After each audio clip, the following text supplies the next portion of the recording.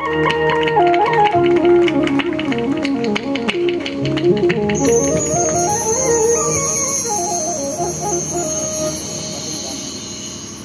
जैमसी की बहुत बड़ी बड़ी बातें अंकल जी ने हमारे लिए कह दी, उसके लायक हम नहीं हैं। वॉल्यूम बढ़ा दो सर, मेरी थोड़ी सी कम आवाज़। हाँ जी, आप सब यहीं पे हैं।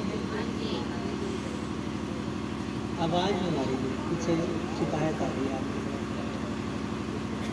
जाने नहीं देंगे आपको, पकड़ लेने की अगर आवाज़ ना आए तो। ठीक है, कैसे हैं आप सब? आनंदित लोग पता कैसे होते हैं जी? पता कैसे होते हैं? इसकी तो बढ़ानी पड़ेगी आपकी आवाज़।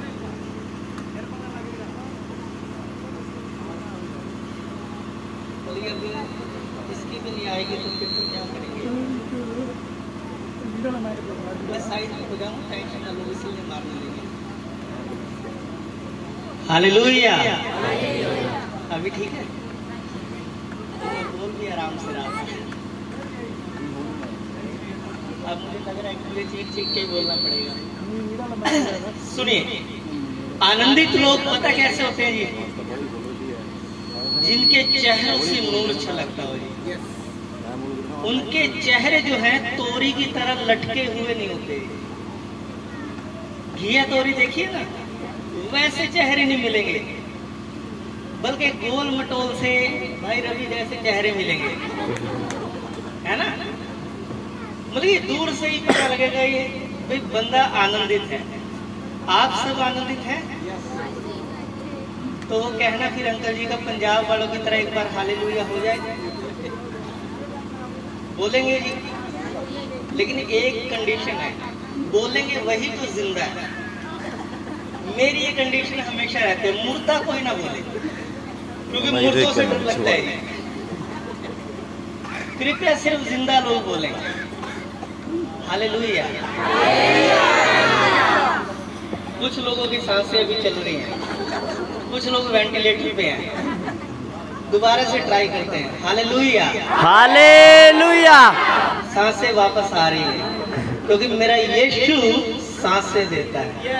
Hallelujah, hallelujah. थोड़ी सी वापस आ गई, थोड़ी सी और वापस आ जाएंगे तो सब जिंदा कहलाएंगे। Hallelujah, hallelujah. अब आ जाते हैं जी। आप सबको पता है आज हम यहाँ पर क्यों हैं जी? हाँ जी, आप सब यहाँ पर क्यों हैं? पास में करूँ जी, ऐसे ठीक है जी, कोई बात नहीं, मैं ऐसे रख लूंगा। मैं आपके साथ पूरा कोऑपरेट करूंगा। अगर आप कहेंगे तो मैं आपके पास आके भी बोल के जाऊंगा, लेकिन आज मैं अपनी बात कहूंगा आपसे। आप सबको पता है आप सब यहाँ पर क्यों हैं? जन्मदिन मनाने के लिए। किसका? यीशु का। मुझे लव स्टोरी बड़ी पसंद है, आपको पसंद है?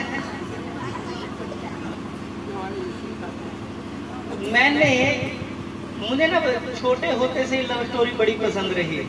कभी लैला मजनू, कभी रोमियो जूलियट, इन सब की पढ़ पढ़ के बड़ा हुआ जी मैं। आपको पसंद है? वल्गर नहीं रहेगा, टेंशन ना लो, अच्छा रहेगा, परमेश्वर की महिमा से भरा हुआ मैसेज रहेगा। पसंद है? किसी से तो प्रेम करते होंगे या नहीं करते? किसी से कोई है जो किसी से प्रेम नहीं करता? अच्छा, जो किसी से भी प्रेम करता वो एक बार हाथ खड़ा कर ले। एक मिनट क्लियर कर देता हूँ, ये प्रेम आपकी माँ से हो सकता है, भाई से हो सकता है, बहन से हो सकता है, बच्चों से हो सकता है। जरूरी नहीं कि गर्लफ्रेंड बॉयफ्रेंड वाला प्रेम समझ लें आप इसे। क्लियर कर देता हूँ जी, थोड़ा सा सात्विक भी रहना चाहिए इंसान को। हाँ जी, जो किसी से भी प्रेम करता है वो हाथ खड़ा कर ले। सभी करते हैं, है ना। प्रेम की कंडीशन पता क्या होती है जी? मुझे पहले ही बोल दिया गया कि टाइम का ख्याल रखना है, तो फिर टाइम का ख्याल रखेंगे। आपको पता प्रेम की कंडीशन क्या होती है? प्रेम में हमेशा दिया जाता है। आप अपने उस प्रेम करने वाले को हमेशा खुश रखना चाहते हैं जिससे आप प्रेम रखते हैं।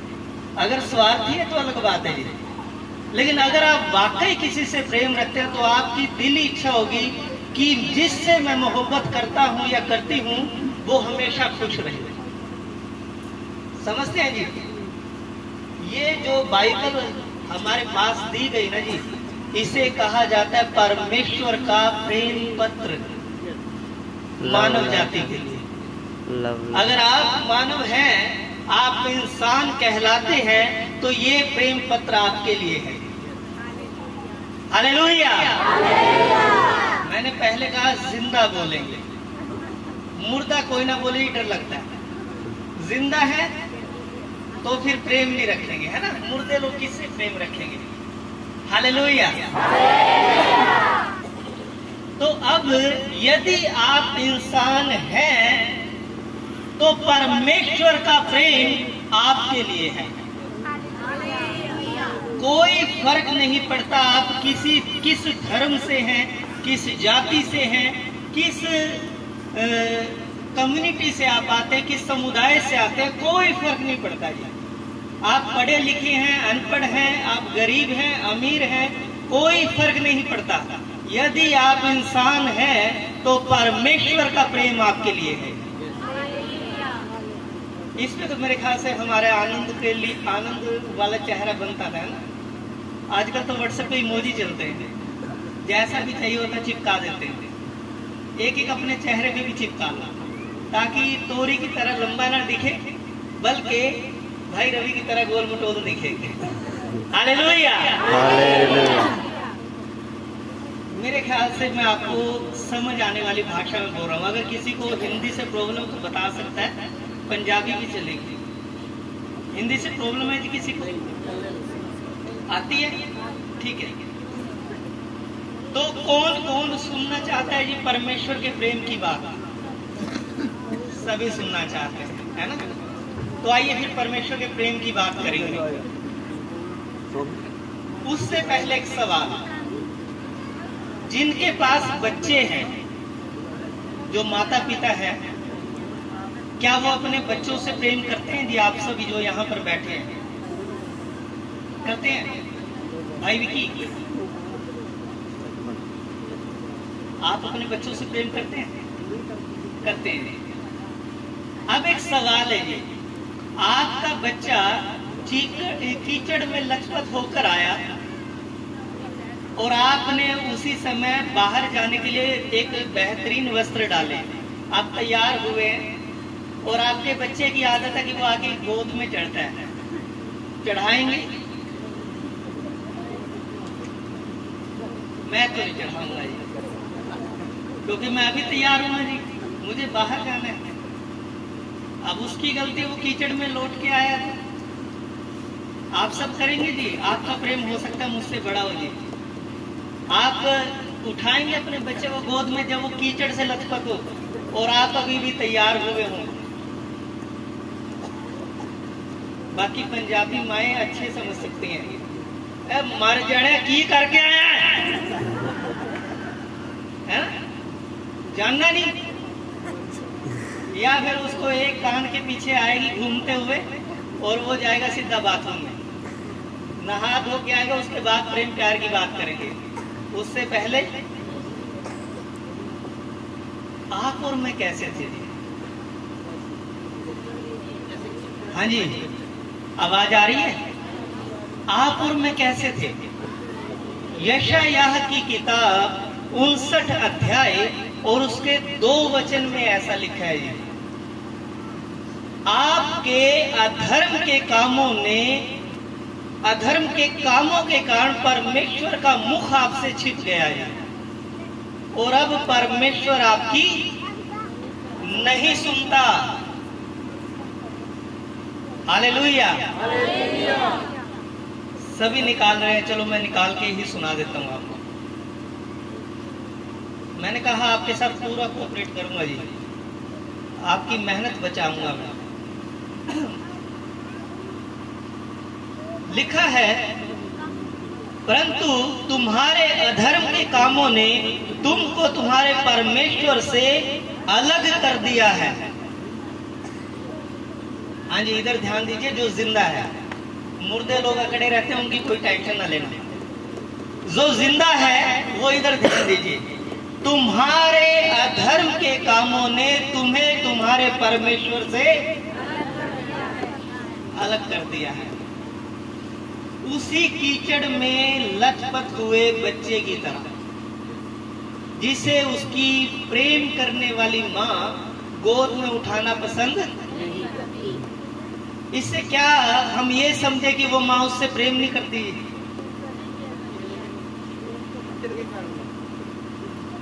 हाँ जी, क्या वो माँ उस बच्चे से प्रेम नहीं करती?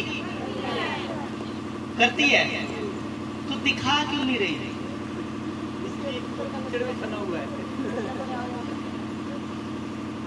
क्योंकि पता है ये प्रेम भारी पड़ जाएगा, और फिर सर्फ एक्सेल की ऐड याद आएगी, दाग अच्छे हैं। तो इसीलिए वो माँ जो है वो जानती है कि ये कीचड़ जो है ये बुरा है, मेरा बच्चा बुरा नहीं है। समझ पा रहे हैं क्या आप? मेरा बच्चा बुरा नहीं है, ये कीचड़ बुरा है। तो वो माँ जो है पहले उस कीचड़ को साफ करने का प्रयत्न करती है, और उसके बाद अपने उस बच्चे को फिर से गोद में उठा लेती है। यहाँ पर परमेश्वर का कलाम ये कहता है कि आपके पड़ोसी के अधर्म के कामों के कारण आपको परमेश्वर से अलग कर दिया गया है। हमारे आपकी बाइबल में कैसे क्या लिखा हुआ है? मेरी में पड़ोसी लिखा हुआ है, क्योंकि हमारे पास ज्यादातर समस्याएं हमारे पड़ोसी की होती हैं। वो बुरा है तो वो बुरा है, अपना कभी नहीं देखा कितने बुरे है गया। हमें क्या है, दूसरों की बुराई जो है वो नजर आती है जी। बाइबल में लिखा है कि तुम्हारे अधर्म के कामों के कारण तुम्हारे परमेश्वर से तुम्हें अलग कर दिया है, और तुम्हारे पापों के कारण उसका मुख तुमसे ऐसा छिपा है कि वह तुम्हारी। अब आप चाहे आराम से बोल लो, चाहे दहाड़े मार मार के बोल लो, चाहे आप तीर्थ यात्राओं पे जा लो, जो मर्जी करो, आपका परमेश्वर आपकी। और कारण क्या है? कोई है जिसने कभी पाप न किया हो? हाँ जी, कोई भी नहीं।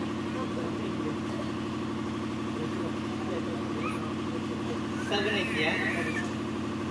रोमियो की किताब में लिखा है 3 अध्याय 23 वचन में कि सबने पाप किया और परमेश्वर की महिमा से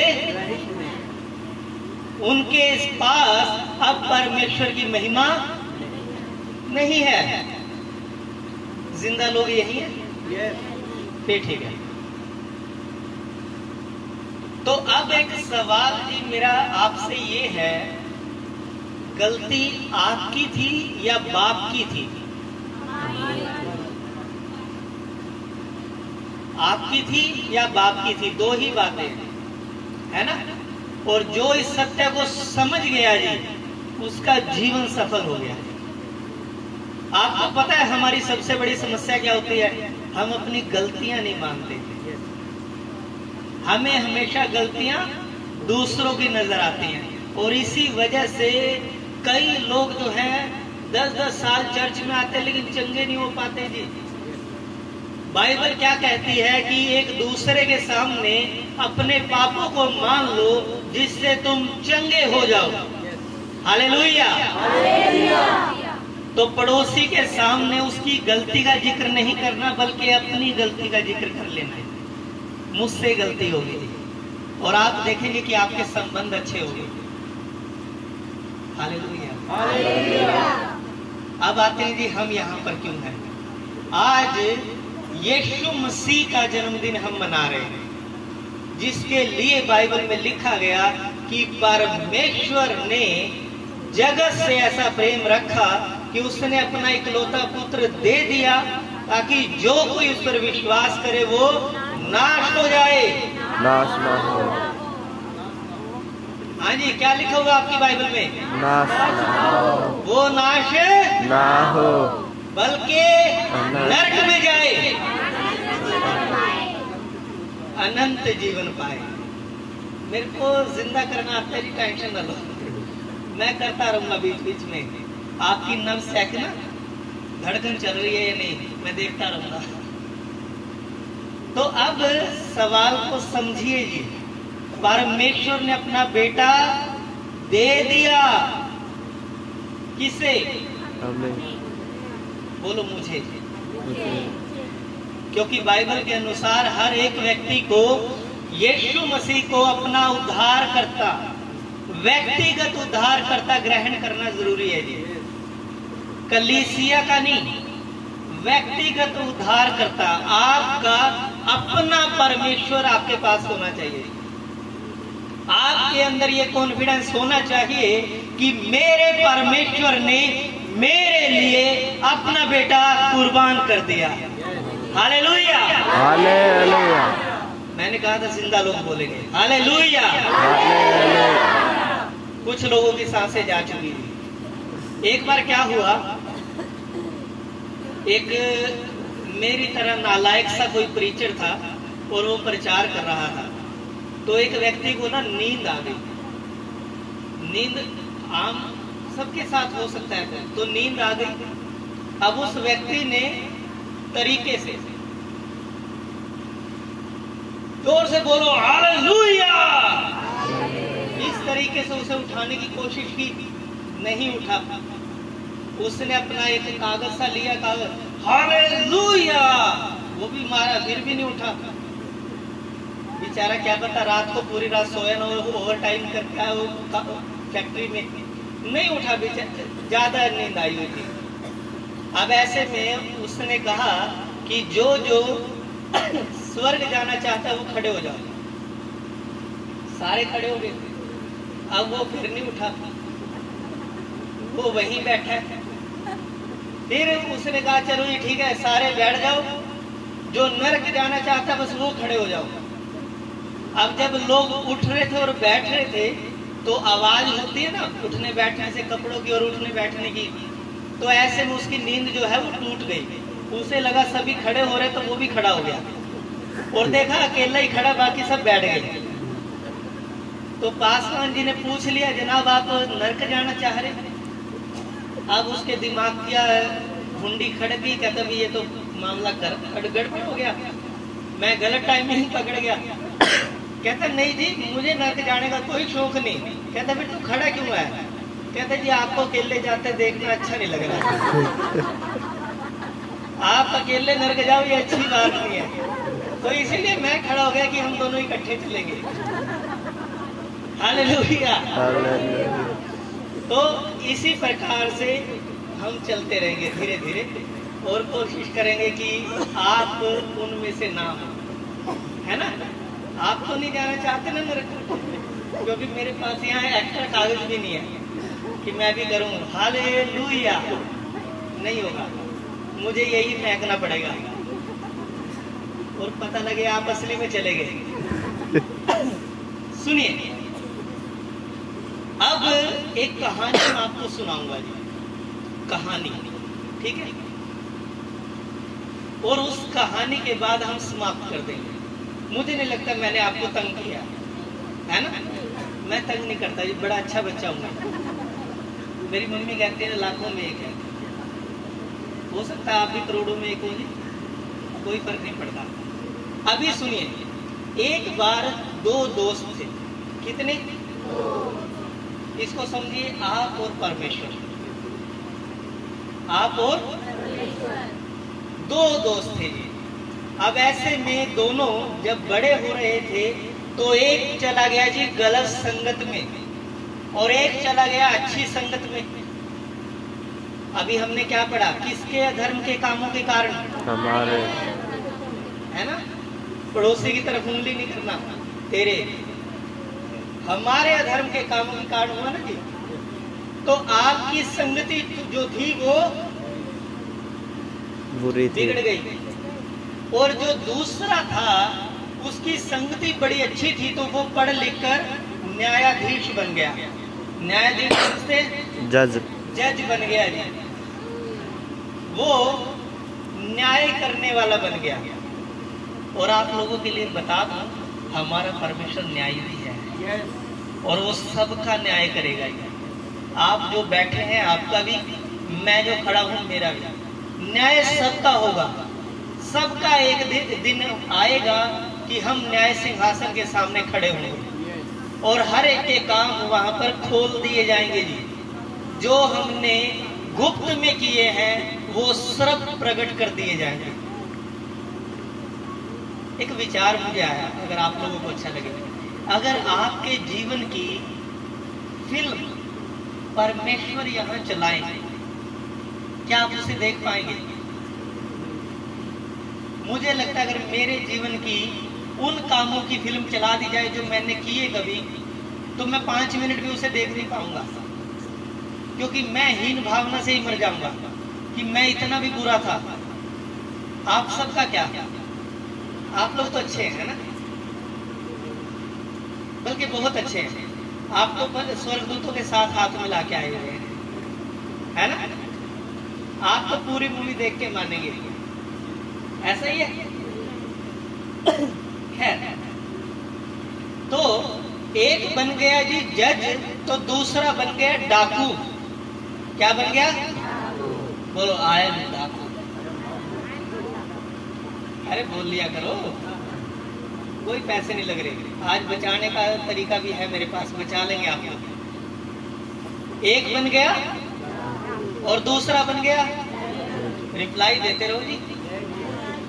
आप लोगों के लिए चलो एक कहानी और सुना देता हूँ बीच में। एक बार क्या हुआ, ऐसे ही एक व्यक्ति जो था रिप्लाई नहीं दे रहा था। रिप्लाई न देने की वजह से क्या हुआ, नींद ने उसे जकड़ लिया। अब वो कुर्सी पे बैठे बैठे सो गया। अब जब सो गया तो परमेश्वर के सेवक ने बड़े यत्न किए, ऊंची आवाज में बोल के उठा बिठा के सारे काम कर लिए, वो बंदा नहीं उठा। तो अंत में फिर एक ही तरीका रहा, कहते जी ऐसा करो, सब हट जाओ। मोमबत्तियां मंगाई और सब उसके चारों तरफ इकट्ठा खड़े हो गए और वहां उसके पैरों के पास मोमबत्तियां लगा के, और परमेश्वर का दास घुटनों पर आकर बैठ गया जी और विनती करने लगा, प्रभु आपका धन्यवाद कि आपने इस भाई को अपने चरणों में बुला लिया। हम इसकी आत्मा को आपके हाथों में सौंपते हैं प्रभु। अब इतने में ही मोमबत्ती की थोड़ी सी गर्मी उसे महसूस हुई तो उसकी आंखें खुल गई। अब वो देखे मेरे साथ बनी क्या, सारी कलीसिया उसे ही घेरे खड़ी है और सारे कह रहे प्रभु इसे ले जा। तो अब आप देख लो कि रिप्लाई देना या नहीं, वरना मोमबत्तियां आज भी हैं, हमने केक के लिए मंगाई हुई है। ठीक है, मेरे पास तरीके सारे हैं जी। क्या हुआ, पड़े हुए नहीं तो कड़े हुए तो हैं हम, नहीं। तो एक बन गया जज और एक बन गया। अपने पड़ोसी को कहो, मैं जज नहीं हूं, मैं डाकू हूं। आप लोग नहीं बोल रहे जी, बोलो अपने पड़ोसी को, मैं डाकू हूं। मैं डाकू हूं। अब लूटने नहीं चलना किसी को, पता लगे इकट्ठे हो रहे और चलो जी, ये काम नहीं है। तो अब सुनिए जी कहानी क्या है। एक बार देखिए, आपके हर एक बुरे काम का हिसाब होगा जी, मानते हैं? जो जैसा करेगा वैसा भरेगा, पुरानी कहावतें हैं। आपने बुरे काम किए नरक जाएंगे, पक्का है। अब यहाँ पर हुआ क्या, ये डाकू बुरे काम कर करके बड़ा होता गया, लेकिन एक दिन आया कि इस डाकू को पकड़ लिया गया, न्याय सिंहासन के सामने खड़ा कर दिया गया। अब जैसे ही फैसला सुनाने की बारी आई तो जज को याद आया कि ये बंदा देखा देखा सा लग रहा है, और उसने अपने दिमाग पर जो जोर डाला तो उसे याद आया ये तो मेरा प्रिय मित्र है जी, जिसका नाम मैं प्रस्ताव में लिखा करता था, मेरा प्रिय मित्र रमेश है। ये तो मेरा वही प्रिय मित्र है जी, लेकिन आज ये डाकू है, जज के हाथ में है जी। हाँ जी, इधर ध्यान दीजिए, वो डाकू साहब कहीं नहीं जाएंगे, यही है सर, आप इधर ध्यान दीजिए। जज के हाथ में ये पावर है कि वो उसे बाइज्जत बरी कर सकता है जी, समझे जी आप। अगर वो डाकू आप हैं तो वो जज परमेश्वर है, और वो इतनी सामर्थ्य रखता है कि आपको बाइज्जत बरी कर दे, लेकिन करेगा नहीं। करेगा?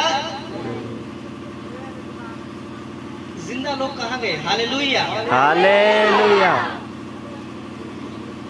राज 10-15 मोमबत्तियां ले आइयो भाई। राज गया हुआ है जी, मंगा ली मैंने, ठीक है, अगर सुनी होगी तो आवाज। जज के हाथ में पावर है जी, लेकिन अगर वो आपको बाइज्जत बरी करता है तो ये उसके कुर्सी या उसकी नौकरी का अपमान है, ये उसके न्याय सिंहासन का अपमान है, क्योंकि वो पक्षपात नहीं कर सकता।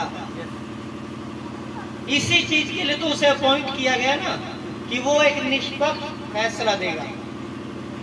अब इसने क्या फैसला दिया?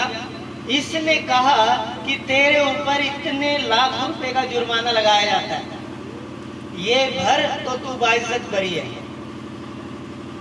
अब इस बेचारे व्यक्ति का हाल ऐसा कि इसके पास उस समय पैसे ही नहीं है, इसके पास देने के लिए कीमत नहीं है, तो जब तक कीमत देगा नहीं तब तक छूटेगा नहीं। ऐसे में जज ने क्या किया?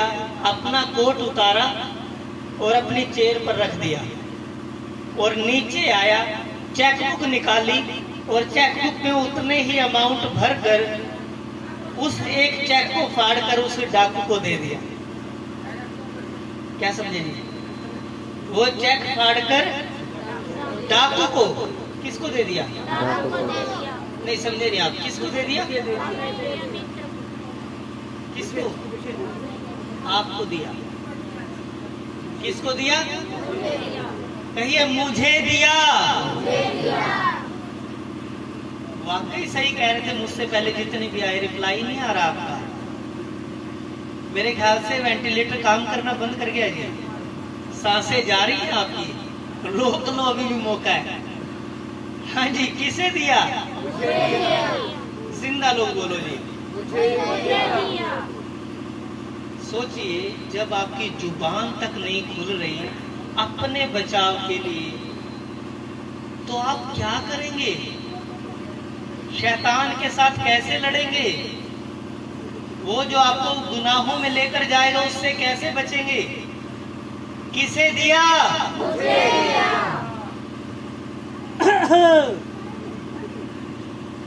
हालेलुया। किसको दिया? मुझे दिया। किसने? परमेश्वर ने। मेरे मित्र ने। मेरे मित्र ने क्या दिया मुझे?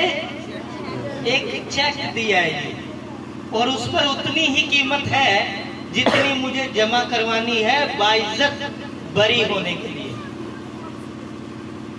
अब ये फैसला आपका है, यहीं पर आ रहा था। मैंने कहा था ना, इसके बाद हम समाप्त करेंगे, तो यही वो क्षण है। परमेश्वर आपको उद्धार देना चाहता है, और केवल आपको नहीं, पूरी मानव जाति को।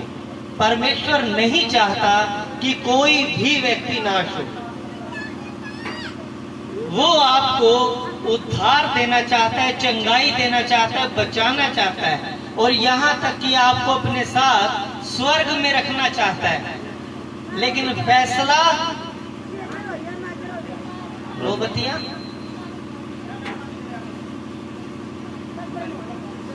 मंगाए नहीं, फैसला किसका है? हमारा।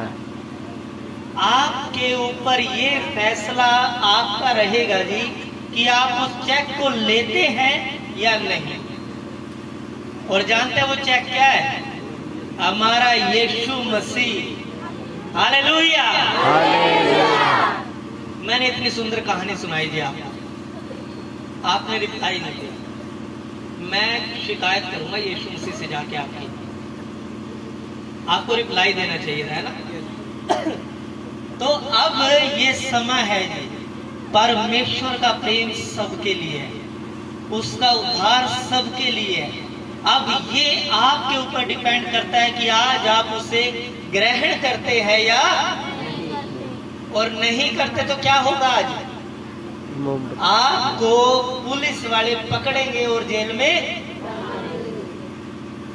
और वो पुलिस वाले पता कौन है? स्वर्गदूत। स्वर्गदूत आएंगे। याद है जब किसी की दुष्ट आत्मा निकलती है तब वो क्या चीखे मारती है? अरे मैनू ना साड़ो, मैनू आग लगती पई है। फिर वो आग जब आएगी ना जी, फिर वो आपको जलाएगी। फिर आप नरक की आग में जब तड़प रहे होंगे तब एक पानी के लिए तरस रहे होंगे, और यीशु मसीह कहता है मुझ में आकर पियो और तुम जीवन का सोता बन जाओगे। हालेलुया। और अनंत काल तक आप उमड़ते रहोगे। तो खुशखबरी आप सबके लिए है कि आज हमारे यीशु मसीह का जन्मदिन मनाया जा रहा है। आज से 2023 साल पहले वो इस पृथ्वी पर आए, उन्होंने मानव रूप धारण किया ताकि आप और मैं बचाए जा सके। हालेलुया। अगर आज आपको ये कहानी समझ में आ गई तो अगली बार जब भी हम मिलेंगे मैं इसको एक बात की कहानी आपको बताऊंगा, और यकीन मानिएगा आपको बड़ा अच्छा लगेगा। प्रभु आप सबको आशीष दे, सबको जय मसीह।